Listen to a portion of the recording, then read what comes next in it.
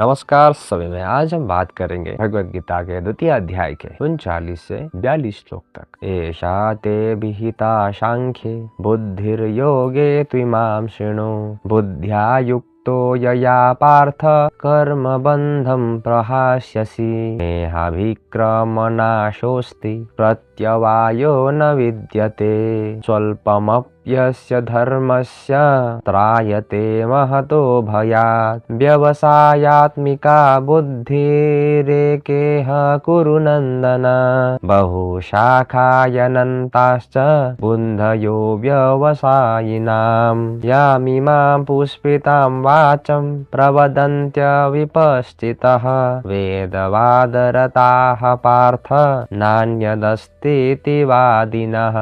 इसका अर्थ है, हे पार्थ, यह ज्ञान मैंने अभी तक सांख्य के संबंध में बताया। अब तुम योग के विषय में यह बुद्धि सुनो, जिससे युक्त होकर तुम कर्मों के बंधन को भली भांति त्याग दोगे। इस कर्म योग में ना तो आरंभ का नाश होता है और ना ही कोई विपरीत फल होता है। इस धर्म का थोड़ा सा भी आचरण महान भय से रक्षा कर लेता है। हे कुरुनंदन, इस योग यानी कर्म योग में निश्चय वाली बुद्धि एक ही होती है, किंतु जो अनिश्चय वाले हैं उन विवेकहीन मनुष्यों की बुद्धि अनेक भेदों वाली और अनंत होती है। हे पार्थ, जो अविवेकी मनुष्य वेदों के कहे हुए केवल फल प्रतिपादक वाक्यों में ही रत रहते हैं तथा जो यह कहते हैं कि इसके सिवा और कुछ नहीं है, ऐसे वे लोग इस प्रकार की दिखावटी वाणी कहा करते हैं। इन श्लोकों का सार हमें सिखाता है कि जीवन में सच्चा संकल्प ही हमारी सबसे बड़ी शक्ति है। ज्ञान को समझने के बाद हमें उसे कर्म में उतारना होगा। कर्म योग का मार्ग सबसे सरल है, क्योंकि इससे की गई मेहनत कभी व्यर्थ नहीं जाती। इसका थोड़ा सा भी प्रयास हमें जीवन के बड़े बड़े कष्टों और भयों से बचा लेता है। हमें अपनी बुद्धि को एक निश्चित लक्ष्य पर केंद्रित करना चाहिए। यदि हम भ्रमित रहे तो हमारी बुद्धि अनगिनत दिशाओं में भटककर हमें भटका देगी। इसीलिए अपने कर्तव्य को पहचानिए, उसे एकाग्रता से करिए और क्षणिक